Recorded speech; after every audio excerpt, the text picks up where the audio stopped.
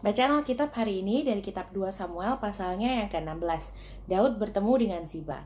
Ketika Daud baru saja melewati puncak, datanglah Ziba, hamba Mephiboset, mendapatkan dia membawa sepasang keledai yang berpelana dengan muatan 200 ketul roti, 100 buah kue kismis, 100 buah-buahan musim panas, dan sebuyung anggur. Lalu bertanyalah raja kepada Ziba, "Apakah maksudmu dengan semuanya ini?" Jawab Ziba, "Keledai-keledai ini bagi keluarga raja untuk ditunggangi, roti dan buah-buahan ini bagi orang-orangmu untuk dimakan, dan anggur ini untuk diminum di padang gurun oleh orang-orang yang sudah lelah." Kemudian bertanyalah raja, "Di manakah anak tuanmu?" Jawab Ziba kepada raja, "Ia ada di Yerusalem, sebab katanya, pada hari ini kaum Israel akan mengembalikan kepadaku kerajaan ayahku."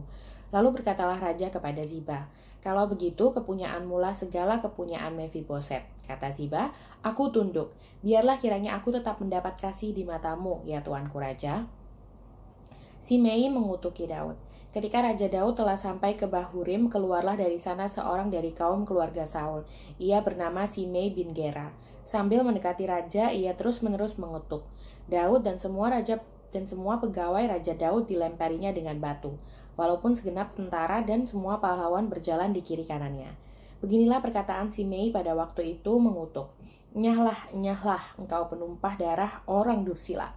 Tuhan telah membalas kepadamu segala darah keluarga Saul yang engkau gantikan menjadi raja. Tuhan telah menyerahkan kedudukan raja kepada anakmu Absalom. Sesungguhnya engkau sekarang dirundung malang, karena engkau seorang penumpah darah." Lalu berkatalah Abisai, anak Zeruya, kepada raja, "Mengapa anjing mati ini mengutuki tuanku raja? Izinkanlah aku menyeberang dan memenggal kepalanya." Tetapi kata raja, "Apakah urusanku dengan kamu, hai anak-anak Zeruya? Biarlah ia mengutuk. Sebab apabila Tuhan berfirman kepadanya, kutukilah Daud, siapakah yang akan bertanya, mengapa engkau berbuat demikian?" Pula kata Daud kepada Abisai dan kepada semua pegawainya, "Sedangkan anak kandungku ingin mencabut nyawaku, terlebih lagi sekarang orang Benyamin ini. Biarkanlah dia dan biarlah ia mengutuk, sebab Tuhan yang telah berfirman kepadanya demikian. Mungkin Tuhan akan memperhatikan kesengsaraanku ini dan Tuhan membalas yang baik kepadaku sebagai ganti kutuk orang itu pada hari ini." Demikianlah Daud melanjutkan perjalanannya dengan orang-orangnya, sedang Simei berjalan terus di lereng gunung bertentangan dengan dia, dan sambil berjalan ia mengutuk, melemparinya dengan batu dan menimbulkan debu. Dengan lelah sampailah raja dan seluruh rakyat yang ada bersama-sama dengan dia ke Yordan.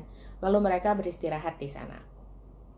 Husai dan Ahitofel menghadap Absalom.